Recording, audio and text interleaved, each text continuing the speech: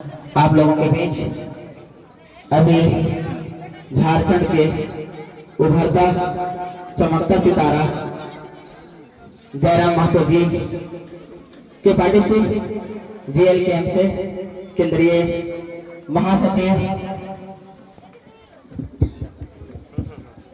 महेंद्र दा आप लोगों के बीच आए हैं। तो आकर के हम लोगों को मार्गदर्शन करें कि हम लोग आगे कैसे इस कॉलेज को सर्वोच्च मुकाम तक। सभी को एक बार दोनों हाथ उठा करके बोलिएगा जय हिंद।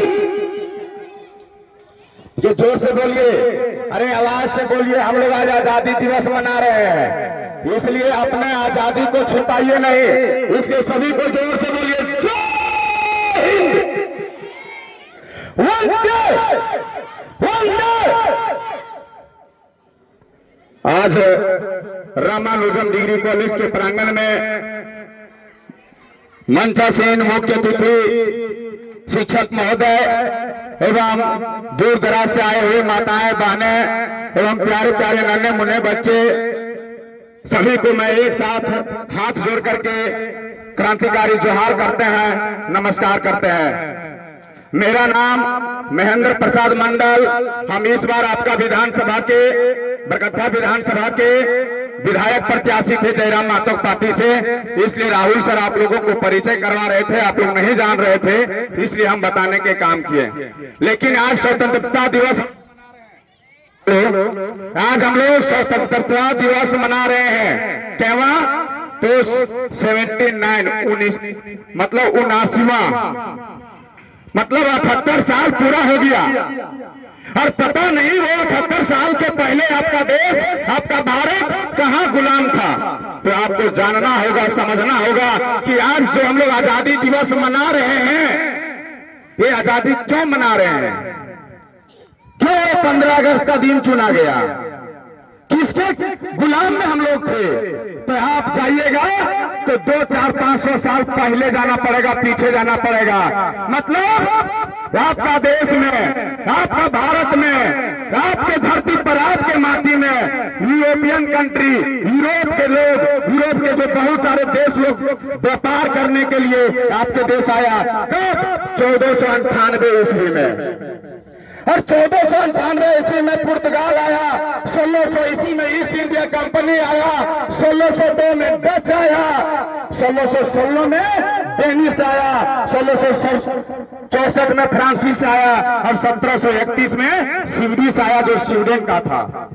मतलब 5, 6, 7 गो देश आपका देश में व्यापार करने के लिए आया, आपस में लड़ाई किया।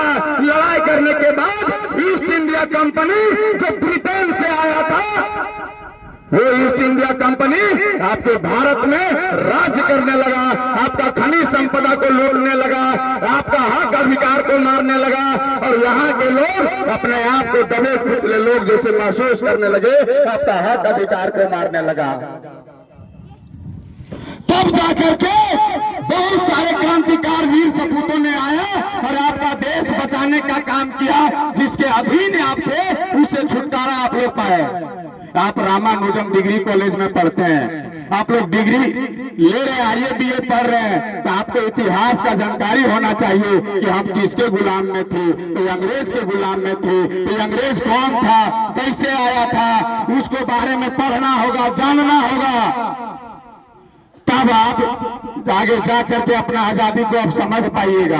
आज के डेट में देखते हैं चौक चौराहे पर राजनीतिक पार्टी वाले लोग एक तिरंगा झंडा लाते हैं, देश के नाम पर एक दिन आप याद करते हैं अपने तिरंगे को और फिर भूल जाते हैं अपने हक अधिकार को। आपको करना क्या चाहिए, करना क्या नहीं चाहिए, ये आपको पते नहीं रहता है। फिर साल भर होता है, फिर झंडा लाते हैं, झंडा तोलन कराते हैं, फोटो खिंचवाते हैं, पेपर में डालते हैं। सब राजनीतिक पार्टी यही करता है। लेकिन हम आप लोग को बोलने आए हैं कि आपको किसी भी राजनीतिक पार्टी के मंसूबे पर नहीं चलना है, ना उन लोगों को बात को समझना है, ना बुझना है। आप अपना हक अधिकार, आपका आजादी आपको कैसे मिलेगा, केवल यही सोचिएगा तो आप कामयाब हो जाइएगा। और जो वीर सपूत लोग अपना जान न्यौछावर कर दिए, उसका मनोकामना, उनका सपना पूरा होगा। और हम उसका सपना पूरा नहीं कर पाते हैं, हम उसका सपना पूरा नहीं कर पाएंगे तो किस काम के लिए हम लोग कर रहे हैं, क्यों आजादी मनाते हैं? अरे गांधी बाबा का नाम सुनते हैं ना, महात्मा गांधी का नाम जानते हैं ना? अरे छोटे मोटे गांधी बाबा जात बनिया और बैठे बैठे वो तौल लिए सारी दुनिया, पूरे दुनिया को वो तोल लिए और समझ गए, तब न जा करके आप आजाद हो गए। नहीं तो अंग्रेज लोग तो आप ही के देश में ये एक्ट बनाना शुरू कर दिया था, नियम बनाना शुरू कर दिया था।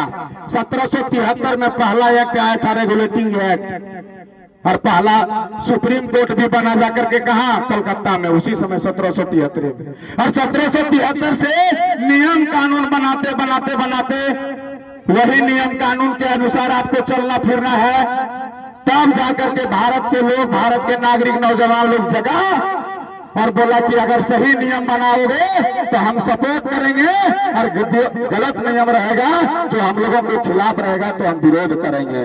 और 1885 में पहला मंच बन गया कांग्रेस, और उस समय से लड़ाई जो जारी हुआ, पता नहीं कितने नेता मंत्री बहुत लोग आए गए, लेकिन आपका देश 1947 में 15 अगस्त 1947 में जाकर के आजाद हुआ, तो अब जाकर के आप आजादी दिवस आज मना रहे हैं। इसलिए मैं आप लोग से अपने कहना चाहते हैं कि अपना हक अधिकार को अब समझ जाइए, आपको आजादी मिल गया। जिस दिन आप अपना हक अधिकार को नहीं जानिएगा, आपका आजादी किसी दूसरे के यहाँ है। चाहे कि आप कुछ भी करते हैं तो किसी दूसरे को पूछना पड़ता है और कहना पड़ता है। आपको संविधान में सब चीज मिला है, आप बढ़िया से पढ़िए। आपके गांव में, आपके इस इलाका में रामानुजम डिग्री कॉलेज है, आप अगर यदि रामानुजम डिग्री कॉलेज में नहीं पढ़ना चाहते हैं तो किसी दूसरे स्कूल कॉलेज में जाके पढ़िए, लेकिन मन को साफ रखिएगा तो पढ़ लीजिएगा। और जिस दिन आप अपने मन में यदि कुछ याय बाय बाबा देना सोचना शुरू कर दिए, जो आज के युवा लोग सोच रहा है और कर रहा है, तो उससे आप बचिएगा तो जरूर एक दिन आगे जाइएगा। इसलिए हम कहते हैं कि देश सलामी, अरे देश सलामी इस तिरंगे को जिसका शान है, अरे सर हमेशा ऊंचा रहेगा, सर हमेशा ऊंचा रहेगा। जब हम तिरंगे को शान को बढ़ाएंगे, और जब तिरंगा के शान को बढ़ाएंगे ही नहीं तो हमारा सर झुका रहेगा। इसलिए तिरंगे को शान को ऊंचा करने के लिए, अपने आप को अभिमान को बनाए रखने के लिए, अपने हक अधिकार को पाने के लिए आपको अपना एक रास्ता टारगेट चुन लेना है और अपना सच्चाई से उस पर मेहनत करना है और आगे बढ़ना है। जय हिंद, जय झारखंड, जोहार झारखंड।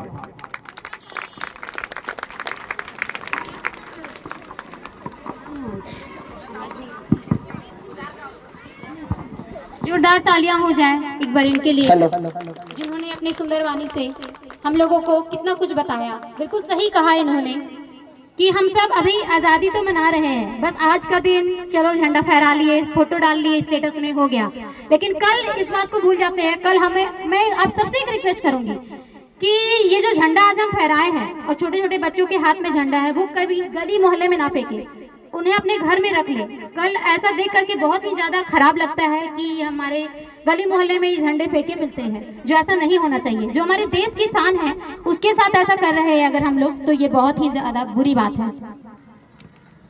अब मैं चाहूँगी